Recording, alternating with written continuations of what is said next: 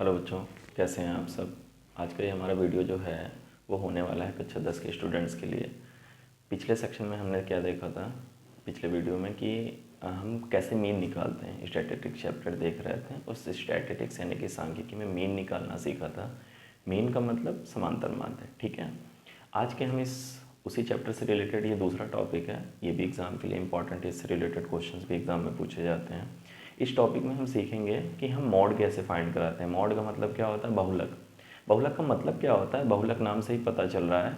बहु का मतलब होता है ज़्यादा, यानी कि अगर हम कोई डेटा बनाते हैं तो उसमें किस नंबर की या किस यूनिट की फ्रीक्वेंसी, यानी कि वो कितनी ज़्यादा बार है, जो मैक्सिमम टाइम आता है वही क्या होता है, बहुलक होता है। ठीक है, तो हम इसको बाय द फार्मूला सॉल्व करने की कोशिश करेंगे। ठीक है, देखिए क्या करते हैं हम। फार्मूला मैंने सामने लिख रखा है, मॉड इज इक्वल टू होता है small L F1 minus F0 oblique 2F1 minus F2 minus F0 into H. ठीक है, अब इस रिलेटेड एग्जाम्पल के तौर पे हम क्वेश्चन लिखते हैं।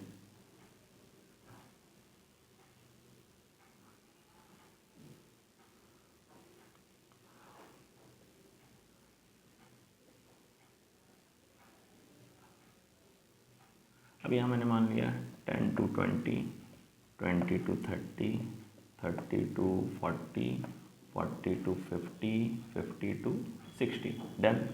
ये मेरा SI है, ठीक है, ये मेरा F है। F में हम लोगों ने 5, 7, 12, 9, 6 फ्रिक्वेंसीज लिख दी। सॉल्व करने का तरीका, इसमें हम CI का कॉलम बनाएंगे और F का कॉलम बनाएंगे, कोई भी एक्स्ट्रा कॉलम नहीं बनाएंगे। सबसे स्पेशल इसमें यही है, कोई भी एक्स्ट्रा कॉलम नहीं बनाना हमें, वही CI वही F। कभी कभी आपसे मल्टीपल में पूछ देता है, केवल जैसे क्वेश्चन लिख के दे दिया और पूछ दिया इसमें जो मॉड क्लास है, ठीक है, मॉडल क्लास है या फिर बहुलक वर्ग कौन सा है, तो आप इसमें चेक करें कि इसकी फ्रीक्वेंसी सबसे ज़्यादा है 12, यानी कि जो बहुलक वर्ग यानी कि मॉडल क्लास होगी वो 30 to 40 होगी। एक नंबर का तो क्वेश्चन इस तरीके का अगर पूछा जाएगा तो आप आसानी से कर पाएंगे। आपको बस ये देखना है कि मेरी सबसे ज़्यादा फ्रीक्वेंसी किसकी है, जिसकी सबसे ज़्यादा फ्रीक्वेंसी वही मेरी मॉडल क्लास। डन है। अब देखिए यहाँ पे क्वेश्चन हम नोट करते हैं। 10 to 20 है, 10 to 20, 20 to 30, 30 to 40, 40 to 50 and 50 to 60। Fine. F में मैंने लिखा क्या है, 5, 7, 12, 9, 6। ठीक है, अब यहाँ पे मुझे देखना है सबसे ज़्यादा फ्रीक्वेंसी कौन थी, 12। जिस सबसे ज़्यादा फ्रीक्वेंसी होती है वही मेरा बनता है F1। सबसे ज़्यादा फ्रीक्वेंसी वाली जो क्लास होती है वो F1 बन जाती है। उसके जस्ट ऊपर मेरा होता है F0 और उसके जस्ट नीचे होता है F2। लिख लिया। जो मेरा F1 वाला कॉलम होता है थर्ड नंबर पे है, तो ये जो थर्ड नंबर का कॉलम है इसकी जो लोअर लिमिट होती है, लोअर लिमिट बनती है मेरी स्मॉल l। और h मेरा क्या होता है, जो इनके बीच में डिफरेंस चल रहा होता है, डिफरेंस कितना चल रहा है, 10 का। सिंपल है। अब मेरी जब क्वेश्चन में जितनी चीज़ें हैं फॉर्मूले में वो सारी चीज़ें यहाँ पे दिख रही हैं। चलिए अब लोग मॉड की तरफ बढ़ते हैं। पहले सब कुछ यहाँ पे मेंशन कर लें। क्या है मेरा स्मॉल l कितना है, 30 आया है। F1 कितना आया है, 12 आया है। F0 कितना आया है, 7। और F2 जो मेरा है वो है 9। ठीक है, अब हम लोग फॉर्मूला लिखते हैं। मॉड इज इक्वल टू यानी कि बहुलक बराबर small l plus F1 minus F0 oblique 2F1 minus F0 minus F2। ठीक है, F0 F2 आगे पीछे हो जाए कोई प्रॉब्लम नहीं है उससे, दोनों ही नेगेटिव नंबर्स हैं। L की जगह पे मुझे कितना रखना है, 30 प्लस F1 की जगह मुझे कितना रखना है, 12, F0 की जगह पे 7, 2F1 यानी कि F1 का डबल 24, 2 से मल्टीप्लाई करके, माइनस का F0 कितना था, 7, और F2 मेरा कितना है, 9, और मल्टीप्लाई मैंने H कितना रख दिया, 10, देन 30 सब्ट्रैक्ट किया तो कितना बचा, 5 इंटू ये 10 इसी के साथ आ जाएगा। बाई में देखें कितना, 9 और 7 ऐड करेंगे तो कितना हो गया, 16। तो 16 जब इसमें जाएगा तो केवल कितना बचेगा, 8 हो गया। अब आप और कट कर दें, ये आ गया 5 और ये आ गया 4। ठीक है, अब मेरा आया कितना, देखें 30 प्लस 5 5 25 और बाई में 4, 30 प्लस, अब 25 को 4 से डिवाइड कर दीजिए। देखिए 25 डिवाइडेड बाई 4। आपको ऐसे बेसिक करना नहीं आता तो आप ऐसे भी कर सकते हैं, ठीक है। जिनको ऐसे करना आता है वैसे कर सकते हैं। 4 से जाएगा 4 6 24, 1 बचा, डेसिमल लगा के आप 0 बढ़ाएं 2 टाइम जाएगा, एक डिजिट हमने निकाल लिया, बस ऐड किया 36.2, ये हमारा क्या आ गया, मोड आ गया, ठीक है। बिल्कुल सिंपल सा मेथड होता है इसका, कोई कॉम्प्लिकेशन नहीं है, सीधा सा आपको क्वेश्चन देखना है, कोई नया कॉलम नहीं बनना। ये सी आई हो गया, ये एफ हो गया, सी आई नोट किया, एफ नोट किया। मुझे क्या देखना है कि एफ में जो मैक्सिमम फ्रीक्वेंसी है वो कौन है, मैक्सिमम फ्रीक्वेंसी 12 थी, तो ये मेरा क्या हो गया, F1 बन गया। F1 के ऊपर होता है F0, F1 के नीचे होता है F2, ठीक है। और जो F1 वाली क्लास होती है उसकी जो लोअर लिमिट होती है यानी कि निम्न सीमा, वही बनती है स्मॉल एल। H का मतलब क्या होता है, ये हाइट, जो डिफरेंस चल रहा होता है।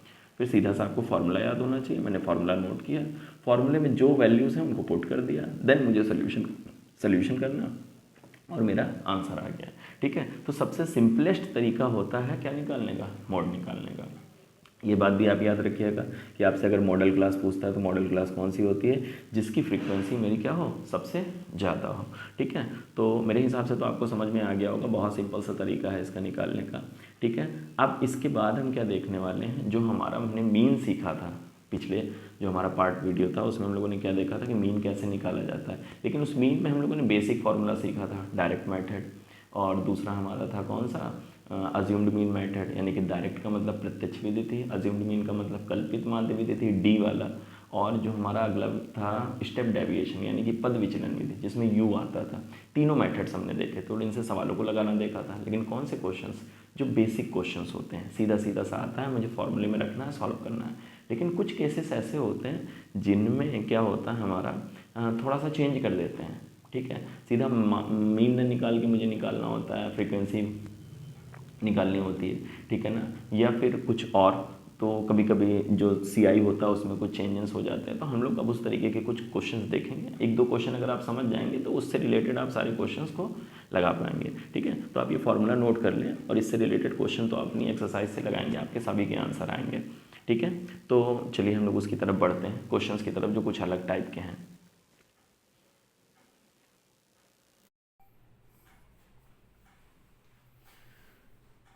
ठीक है, देखिए बच्चों, हम लोगों ने मॉड देख लिया, तो अब मैंने आपकी बुक से क्वेश्चन लिख रखा है, 13.1 का क्वेश्चन नंबर 3 है, ठीक है। एनसीईआरटी बुक में ही आपको क्वेश्चन नंबर 3 मिलेगा 13.1 में। इसमें देखिए क्या है कि मुझे टेबल दी हुई है, सी आई दे रहा है, एफ दे रहा है, ठीक है। मुझे इसमें इस वाले एफ की वैल्यू फाइंड करानी है, फाइन, इस एफ की मुझे क्या करनी है, वैल्यू फाइंड करानी है। और जबकि इसमें जो मेरा एक्स बार है वो ऑलरेडी गिवन है, और वो कितना दे रहा है, 80, कि पहले से दिया है। मोस्टली हम लोग मीन में क्या करते थे, एक्स बार निकालते थे, लेकिन यहाँ पे एक्स बार गिवन है, उसकी हेल्प से मुझे क्या निकालना है, एफ निकालना, ठीक है। तो मैंने टेबल वैसे ही बना दी, ये सी आई लिख दिया, ये एफ लिख दिया। अब इसमें क्या लगाएंगे, डायरेक्ट मेथड, ठीक है। ऐसे क्वेश्चंस में मोस्टली डायरेक्ट मेथड से बहुत आसानी से आ जाता है।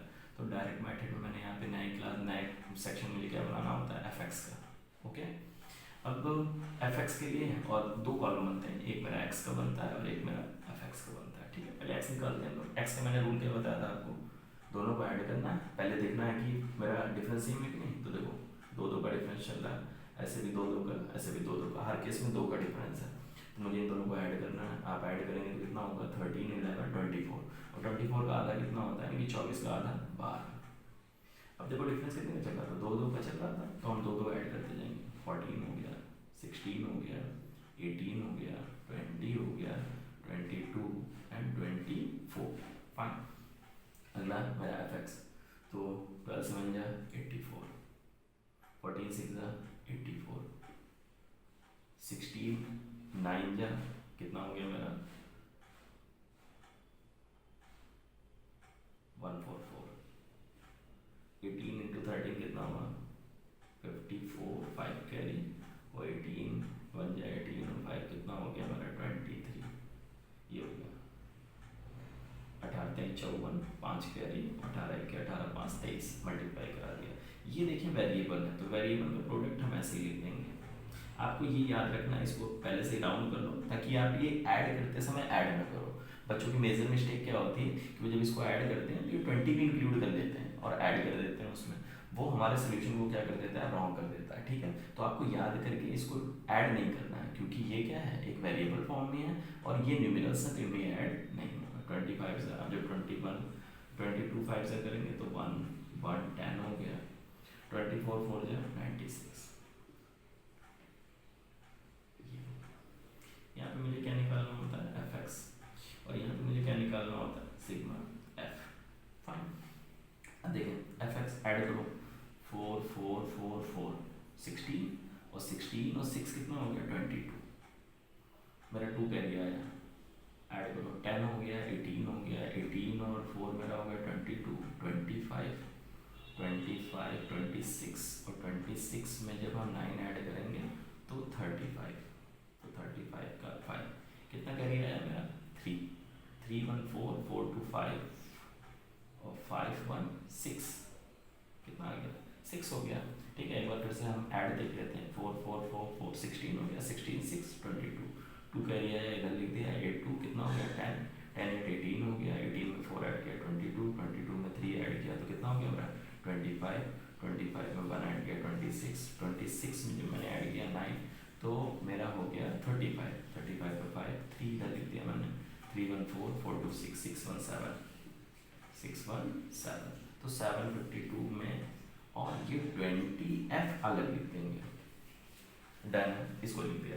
अब इधर इसको ऐड करते हैं, देखें कितना हुआ, 6 7 ऐड करेंगे तो कितना हो जाएगा मेरा 13 13 और 9 22 22 और 3 25 और 10 35 35 और ये कितना हो गया 35 और 5 40 44, और ये वाला f मैंने क्या 44 में फिर से लिख देता हूँ 44 और प्लस f। फाइन, ये हो गया। अब रूल क्या है मेरा, x bar is equal to sigma F X पब्लिक सिग्मा एफ। फाइन, देखो x बार की जगह हम लोग की वैल्यू क्या है 18 is equal to 752 plus 20f, और बाई में मेरा कितना हो गया 44 प्लस f। अपने रूल की तरफ चलते हैं, क्रॉस मल्टीप्लाई, इसको इधर भेज देंगे तो देखो कितना हो जाएगा 18 44 प्लस f, और इधर कितना हो गया 752 प्लस 20f,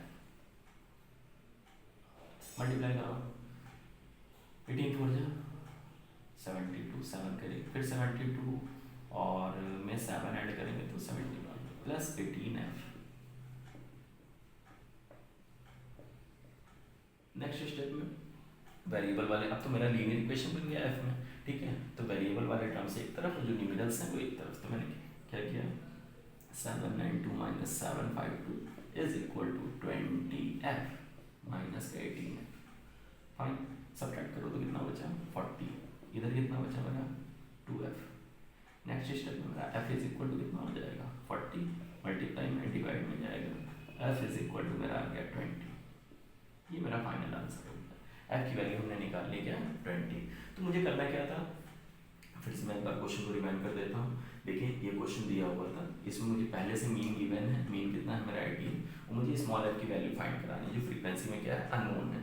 ठीक है, तो सीधा से मैंने किया, कॉलम वही बनाया डायरेक्ट मेथड वाले, x का बनाया f का बनाया। ठीक है, तो मुझे x में मैंने क्या किया, दोनों को ऐड करके हाफ करना होता है, मैंने सबको हाफ कर दिया।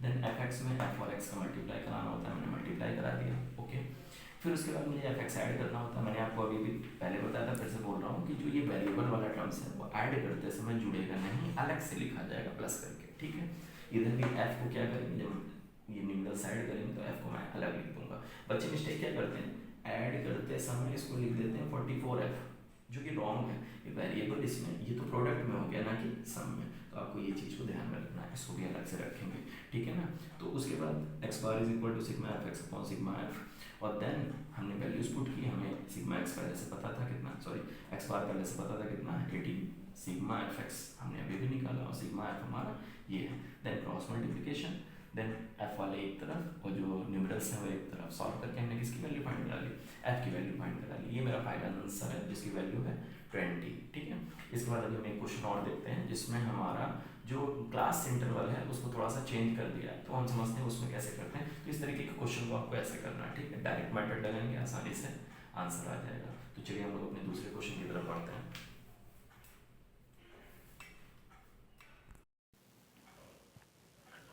तो ये देखिए बच्चों, उसी एक्सरसाइज से 13.1 से हमारे सामने एक नया क्वेश्चन है जो क्वेश्चन नंबर 5 मेंशन्ड है उसमें।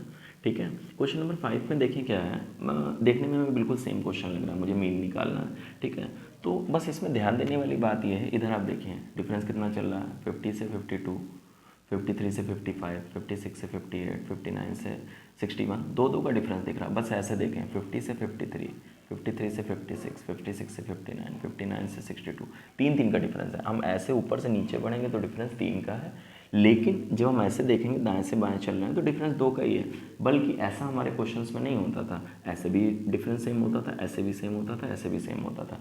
यानी कि इसमें जो CI है उसमें 1 का डिफरेंस आ रहा है जब हम ऊपर से नीचे बढ़ते हैं और दाएं से बाएं बढ़ते हैं। तो ऐसे केसेस में मुझे CI को फिर से नया बनाना होता है। करते क्या है, 1 का डिफरेंस आता है 1 का हाफ, यानी कि 0.5।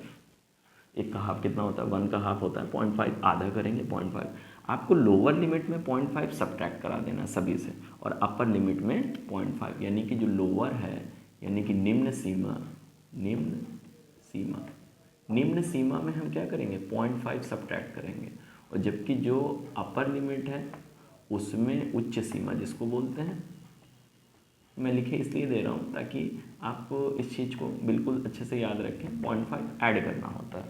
लोअर लिमिट में 0.5 सब्ट्रैक्ट और अपर लिमिट में 0.5 ऐड, तो मेरा जो CI है वो सही हो जाएगा। देखें 0.5 सब्ट्रैक्ट करो तो जब 50 में 0.5 कम करोगे तो कितना आ जाएगा, मेरा आ जाएगा 49.5, और इसमें 0.5 ऐड करेंगे तो 52.5।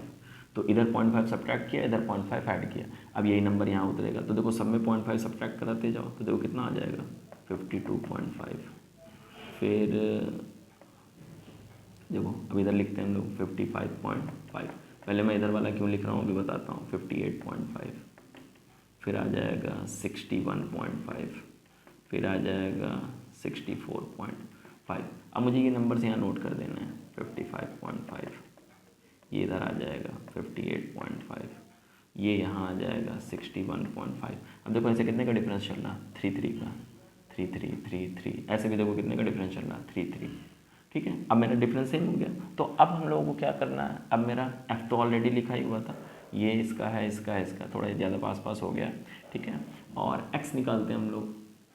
X कैसे निकालेंगे, X का वही मेथड, इनको ऐड करना है। तो देखो जब ऐड करेंगे तो कितना आ जाएगा, 49 और 52 आप ऐड करोगे तो कितना होगा, 11, 1 कैरी हुआ, 5 कितना हुआ, 10, 101, और प्लस एक 0.5 जो 1 होगा तो टोटल हो जाएगा 1, यानी कि 102, और 102 का हाफ कितना होगा, 51। ठीक है, 51 हो गया, तो पहला 51 आ गया। डिफरेंस कितने का था मेरा, 3 का।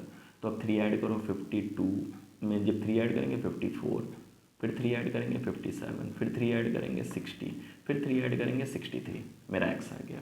ठीक है, अब हम मेथड कौन सा लगाना चाहते हैं ये हमारे ऊपर डिपेंड करता है। वैसे यहाँ पे न्यूमरल्स बड़े हैं, अगर मैं डायरेक्ट मेथड लगाता हूँ तो उस केस में क्या होगा, मेरा कैलकुलेशन बड़ा हो जाएगा। तो हम यहाँ पे मेथड यूज़ करेंगे स्टेप डेविएशन। मैंने नया कॉलम बनाया U का, इसको मैंने क्या मान लिया, A, इसके सामने क्या लिखा मैंने, 0, -1, -2, नीचे बढ़ेंगे तो +1 और +2। अब मेरा जो FU है वो आसान हो जाएगा। देखो पहले इसका मल्टीप्लाई, इसका बहुत बड़ा हो जाता है, और सबसे ज़्यादा जो मेजर मिस्टेक्स होती हैं हमसे मल्टीप्लाई कराने में ही होती हैं, मुझसे भी होती हैं। ठीक है, क्यों, क्योंकि हम लोग इसको बहुत कैजुअली करते हैं। जैसे छोटे में हम लोग इधर लिख के बाकायदा बहुत अच्छे से करते थे, लेकिन जब हम बड़े हो जाते हैं तो मल्टीप्लाई बड़ी कैजुअली करते हैं, डायरेक्ट कर दिया, उसमें हमसे गलतियाँ हो जाती हैं। ठीक है ना, ऐसा नहीं कि हमें मल्टीप्लाई करना आता नहीं है, बट हम उसमें इतना फ्री हो जाते हैं कि अरे ये कैसे ही गलत होगा। ठीक है, तो मल्टीप्लाई करने में गलतियाँ करते हैं। तो U वाले में अब देखो मल्टीप्लिकेशन बिल्कुल सिंपल हो गया, मुझे 2 से कराना है तो 15 2 30, माइनस का 1 से कराना है तो माइनस का 1 1 0, 0 से 0 ही होगा, जब 1 से हुआ तो 1 1 5, 2 से होगा तो 50। देखिए बहुत सिंपल हो गया। वैसे आपको मल्टीप्लाई सबका कराना पड़ता है, इसको ऐड कर दे तो होगा माइनस का 1 4 0, इसको ऐड कर दें तो हो जाएगा 1 6 5, वो भी प्लस का। ओके, अब सिग्मा FU कितना होगा, ये माइनस का ये प्लस का, तो प्लस का 25 बचेगा, फाइन। इधर हम लोग F को जोड़ लेते हैं, सिग्मा F ऐड करिए कितना होगा, 5 10 15 20, 2 कैरी आया तो 2 यहाँ लिख दिया मैंने, 2 1 3 3 1 4 4 3 7 7 और 1 8 8 2 10, कितना कैरी आया 1 1 2 3 4 400 कितना हो गया 400 हो गया। एक्स बार के लिए हम लोग फॉर्मूला लिखते हैं A plus sigma F U upon sigma F in two H. A की जगह कितना हमने माना था 57। ओके, सिग्मा एफ यू मेरा कितना आया 25, एच मेरा कितना था 3, बाई में कितना हो गया 400। फाइन, अब मेरा कितना हो गया 57 प्लस मल्टीप्लाई कराया 75 और बाई में अब थोड़ा सा अगर हम इसको कट करना चाहें तो कट कर सकते हैं, मेरा आसान हो जाएगा। 25 से 400 पूरा देखो 25 4 जा होता है 100 और 4 टाइम और गया यानी कि 16, 25 से 16 बार गया तो मेरा बचा कितना 3/16। फाइन, हम लोग 3 को 16 से डिवाइड करते हैं, जाएगा नहीं, डेसिमल लगाइए, 0 बढ़ा दीजिए, 16 बन जा 16, कितना बचा है यहाँ पे 14 बचा, देन 0 एक और बढ़ाइए, अब कितनी बार जाएगा 8 टाइम चला जाएगा 128, तो 0.18 आ गया, तो मेरा कितना हो गया 57 और प्लस 0.18, अब इसको ऐड करेंगे तो 57.18, ये मेरा फाइनल आंसर हो गया X bar is equal to 57.18। ठीक है, ये आ गया। तो मैंने इसमें यू वाला मेथड इसलिए लगाया ताकि मेरा कैलकुलेशन क्या हो जाए, कम हो जाए। कॉलम्स तो इसमें ज़्यादा बनते हैं बट सबसे बड़ी बात ये है इसमें मेरा कैलकुलेशन बहुत कम हो जाता है। अभी डायरेक्ट मेथड लगाते हैं आपका कॉलम जरूर एक कम हो जाता है, एक ही कॉलम इसमें एक्स्ट्रा बनता है, बहुत ज़्यादा एक्स्ट्रा नहीं बनते हैं। अगर आपने यू वाला डायरेक्ट मेथड लगाया होता तब हमें 110 का मल्टीप्लाई कराना पड़ता 54 से, 135 का 57 से, 115 का 60 से, 25 का 63 से। ठीक है, और फिर ऐड करने में जो न्यूमेरल यहाँ केवल 25 बचा है, ये नंबर हज़ारों में आता है। ठीक है, तो फिलहाल मैं इसके लिए फोर्स नहीं करूँगा। आप अगर क्वेश्चन में लिख के देता है कि आप स्टेप डेविएशन यूज़ करें, अज्यूम्ड मीन एंड यूज़ करें यानी कि पद विचलन विधि यूज करें या फिर कल्पित माध्य करें, तो वो एक अलग है और बाकी कोई फोर्स्ड ही नहीं होता है। आपसे अगर मीन फाइंड करने को कह रहा है तो आपको जो मेथड बेटर लगे। ठीक है, अगर आपको मल्टीप्लाई कैलकुलेशन बहुत अच्छी है, वेल पावर्ड है, तो आप बहुत आसानी से वो मेथड लगा सकते हैं, कोई प्रॉब्लम नहीं। आंसर आना चाहिए, आंसर तीनों से सेम आएगा। हमने पिछले वाले सेक्शन में देखा ही था कि तीनों ही सेक्शन में हमारा आंसर क्या आता है, सेम आता है। तो ठीक है, हमारा मीन क्लियर हो गया, मोड क्लियर हो गया। अगले वाले वीडियो में क्या देखेंगे, मीडियन फाइंड कराना यानी कि माध्यक निकालना देखेंगे। इसके साथ ही हमारा चैप्टर कंप्लीट हो जाएगा और ये बहुत इंपॉर्टेंट चैप्टर है। अगर आप अनसॉल्व उठा के देखें तो आपको इससे हर सेट में हर साल कम से कम 8 से 10 नंबर का या 12 नंबर तक का भी क्वेश्चंस मिल जाते हैं। ठीक है, तो आप इससे रिलेटेड क्वेश्चन की प्रिपरेशन करना स्टार्ट कर दें और प्रिपरेशन तो आप हर चीज़ की करना स्टार्ट कर दें। हम जल्दी जल्दी से अपने और सेक्शन जो इंपॉर्टेंट चीज़ें हैं उनसे रिलेटेड वीडियो लाते रहेंगे। ओके।